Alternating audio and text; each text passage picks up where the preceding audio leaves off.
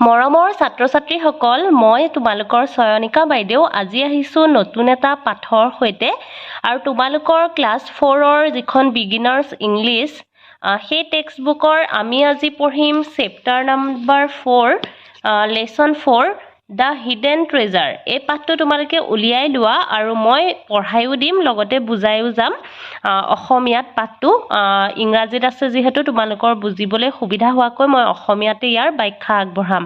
তেতিয়াহ'লে পাঠটো আৰম্ভ কৰোঁ। The hidden treasure. Long, long ago, there was a farmer. His name was Madhav. He had two sons, Pankaj and Rajan. They were very lazy and never liked to work. Madhav was worried because his sons didn't help him in the field. কি কৈছে যে লং long ago মানে বহু বছৰ আগতে এজন farmer আছিল। Farmer মানে হৈছে কৃষক বা খেতিয়ক। এজন খেতিয়ক আছিল আৰু তেওঁৰ নাম আছিলে মাধৱ। আৰু মাধৱৰ দুজন চান আছিলে। চান মানে হৈছে পুতেক, পংকজ আৰু ৰাজেন। আৰু পংকজ আৰু ৰাজেন ভেৰি লেজি আছিলে। লেজি মানে কি? এলেহুৱা। এলেহুৱা আছিলে আৰু তেওঁলোকে কাম কৰিব ভাল নাপাইছিলে। মাধৱে সদায় চিন্তা কৰি আছিলে কাৰণ তেওঁৰ ল'ৰা দুটাই তেওঁক কোনোদিন ফিল্ডত সহায় কৰি দিয়া নাছিলে, মানে খেতি পথাৰত কেতিয়াও সহায় কৰি নিদিয়ে। এয়া চোৱা, ফটোখনো চাই যাবা। এজন দেউতাক মাধৱ আৰু এয়া পংকজ আৰু ৰাজেন। তাৰপিছত চোৱা, one day Madhav took his sons to the field. Pointing to the field, he said, "Look, there's treasure hidden under the ground. You must find it." আৰু এদিন মাধৱে কি কৰিলে? পুতেক দুইজনক ফিল্ডলৈ লৈ গ'ল। ফিল্ড মানে ইয়াতে পথাৰৰ কথা কৈছে, মুকলি পথাৰ। আৰু কৈছে যে ল'ৰা দুটাক ক'লে, চোৱা, ইয়াত এই পথাৰখনতে এটা ধনৰ ভঁৰাল লুকাই আছে আৰু তোমালোকে সেইটো বিচাৰিব লাগিব। Treasure, Pankaj and Rajen exclaimed. আৰু লগে লগে ল'ৰা দুজনে ট্ৰেজাৰ মানে ধনৰ ভঁৰালটোৰ কথা শুনি একেবাৰে আচৰিত হৈ গ'ল। Yes, it will be all yours if you can find it. But first you must dig the ground to get it, Madhav said and smiled.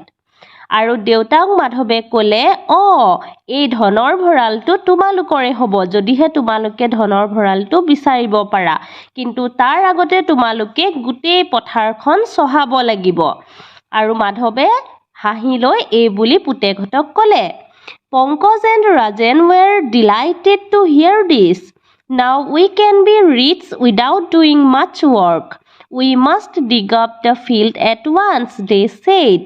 Pankaj আৰু ৰাজনে কথাষাৰ শুনি বহুত বেছি ফূৰ্তি পালে আৰু ভাবিলে যে এতিয়া আমি কষ্ট নকৰাকৈ সহজতে ধনী হ'ব পাৰিম।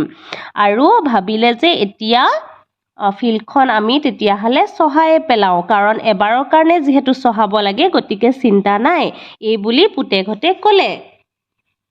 তাৰপিছত আহিছোঁ নেক্সট পেজটোলৈ। এতিয়া চোৱা, Early next morning, Pankaj and Rajan went to the field and began to dig it. They dug up the whole field but found no treasure. They wondered where the treasure lay. আৰু পিছদিনাখন ৰাতিপুৱাই পংকজ আৰু ৰাজেনে কি কৰিলে? গোটেই ফিল্ডখন চহাই পেলালে আৰু তাৰ পিছত ক'তোৱেই কিন্তু ধনৰ ভঁৰালটো বিচাৰি নাপালে। আৰু তাৰ পিছত তেওঁলোকে আচৰিত হৈ ভাবিব ধৰিলে যে ধনৰ ভঁৰালটোনো ক'ত পৰি আছে। Now that we have dug up the field, let's plant something, said Pankaj. Let's sow paddy in it. Rajan suggested. They informed their father that they found no treasure in the field. They also told him that they would sow paddy in the field. আৰু সিহঁতে যেতিয়া তাতে একো বিচাৰিও নাপালে আৰু চহোৱাও হৈ গ'ল, তেওঁলোকে ভাবিলে ইয়াতে কিবা এটা শস্যকে খেতি কৰা যাওক। আৰু সেই বুলি ভাবি ৰাজেনে ক'লে যে আমি ইয়াতে ধানৰ খেতিকে কৰোঁ আহা আৰু দেউতাককো তেওঁলোকে জনালে যে তাতে তেওঁলোকে কোনো ধনৰ ভঁৰাল বিচাৰি নাপালে আৰু তেওঁলোকে কি কৰিলে গোটেই পথাৰখনতে ধান শস্যৰ বীজ সিঁচি দিলে A few months later, Pankaj and Rajan visited the field. How excited they were to see the beautiful crops that filled the field. তাৰ পিছত কি হ'ল কেইমাহমান পিছত পংকজ আৰু ৰাজেনে যেতিয়া সেই পথাৰখন চাবলৈ গ'ল দেখি তেওঁলোকে একেবাৰে আচৰিত হৈ গ'ল আৰু দেখিলে যে তাতে বহুত ধুনীয়াকৈ ধানবোৰ শস্যবোৰ ওলমি আছিলে এই ছবিখন চোৱা ইয়াতে ধান শস্যবোৰ খুব ধুনীয়াকৈ লহপহাই বাঢ়িছে আৰু পকিছে পকা ধাননি এখনৰ ছবি আছে আৰু লগতে দেউতাকৰ লগত ৰাজেন আৰু পংকজ তাৰ পিছত চোৱা When the paddy was ripe and golden, Madhav took Pankaj and Rajan to the field.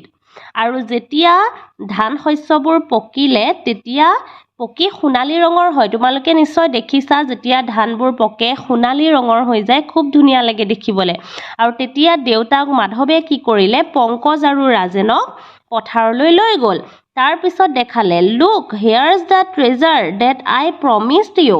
It's yours now. I am proud of you. তাৰ পিছত দেউতাকে ক'লে যে এয়া চোৱা এয়াই হৈছে তোমালোকৰ সেয়া ধনৰ ভঁৰাল যি তোমালোকৰ এতিয়া আৰু তোমালোকক লৈ মই গৌৰৱ কৰোঁ Pankaj and Rajen realise that hard work is always rewarded আৰু পংকজ আৰু ৰাজেনে তেতিয়া বুজি পালে যে কষ্টৰ ফল সদায় মিঠা হয় আৰু কষ্ট কৰিলে সদায় পুৰস্কাৰ পোৱা যায় আৰু সেই পুৰস্কাৰ এতিয়া তেওঁলোকে পালে কাৰণ তেওঁলোকে কষ্ট কৰি চহোৱা কাৰণে আজি ইমান ধুনীয়াকৈ ধানেৰে গোটেই পথাৰখন ভৰি পৰিলে যিখিনি বেছি তেওঁলোকে বহুখিনি ধন অৰ্জন কৰিব পাৰিব আৰু বেলেগকৈ ধনৰ ভঁৰাল জানো লাগিব নালাগে নহয় জানো এতিয়া তোমালোকে ছাত্ৰ ছাত্ৰীসকল নিশ্চয় চাগে বুজি পালা পাঠটোত তোমালোকক কি বুজাবলৈ বিচৰা হৈছে আচলতে ইয়াত বুজাইছে যে কষ্ট কৰিলে ৰত্ন পোৱা যায় আৰু কষ্ট কৰিলে সদায় তাৰ ফল মিঠা হয় আৰু ধনৰ কাৰণে চিন্তা কৰিব নালাগে কষ্ট কৰি যাবা তোমালোকেও আৰু তেতিয়া নিশ্চয় ভাল পুৰস্কাৰ লাভ কৰিবা